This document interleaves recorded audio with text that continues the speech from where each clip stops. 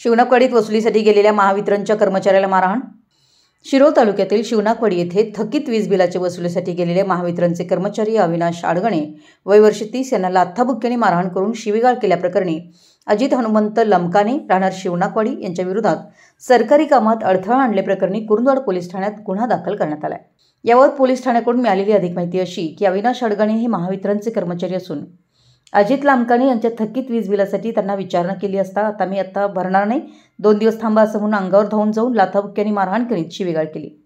याचबरोबर त्यांच्यासोबत असलेले बसंतलाल दुधबर्वे यांनाही धक्काबुक्की करून धमकी दिल्याप्रकरणी अजित लामकाने यांच्यावर कुरुंदवाड पोलीस ठाण्यात शासकीय कामात अडथळा आणल्याप्रकरणी गुन्हा दाखल करण्यात आला आहे।